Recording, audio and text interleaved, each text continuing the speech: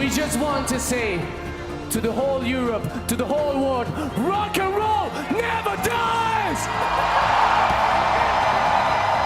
Din kienet l-ewwel reazzjoni tal-grupp Måneskin illi kien għadu kif rebaħ il-65 edizzjoni tal-Eurovision Song Contest għall-Italja.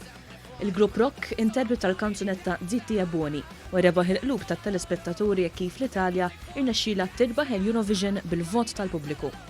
Il-kontroversja ma naqsitx hekk kif filmat beda jdur mix-xandira tal-Eurovision juri il-kantant Damiano minn Måneskin allegatament jieħu droga kokaina. Iżda f'konferenza tal-aħbarijiet wara r-rebħa l-kantant ċaħad dan. You were taking cocaine. What was it? Thomas break a glass. Yeah, exactly. Thomas break a glass with his leg. I don't use drugs, please, guys. Yeah, exactly. It's not true. We don't use. Yeah. Intant wara l-Italja ġiet Franza u l-Iżvizzera fit-tieni u t-tielet post rispettivament. Malta li għalija din is-sena kien hemm aspettattiva għolja ġiet fis-7 post wara wirja eċċezzjonali oħra minn Destiny.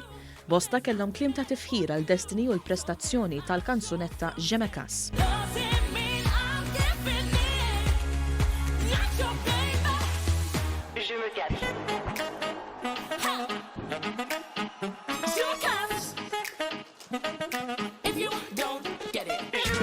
Malta kisbet 12 punt minn 4 gruppi tal-ġurija ta' 4 pajjiż differenti: in-Norveġja, ir-Rumanija, l-Awstralja u l-Iżvezja.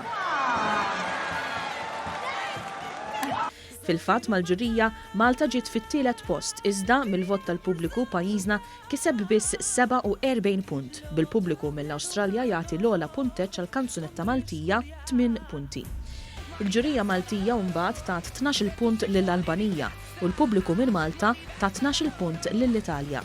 Fl-ewwel semifinali mbagħad Malta rebħet dik is-serata fejn bil-vot tal-ġurija u l-pubbliku Destiny ġiet l-ewwel. Din hija l-ewwel darba li ġrat għal pajjiżna fl-istorja tal-Eurovision u r-riżultat ta' Malta fil-finali huwa l-aqwa wieħed fit-8 snin.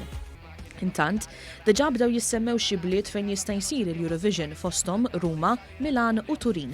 Bil-grupp Måneskin jisħaq illi m'għandu l-ebda preferenza. Għalihom l-importanti illi l-Italja rebħet il-Eurovision għat-tielet darba fl-istorja.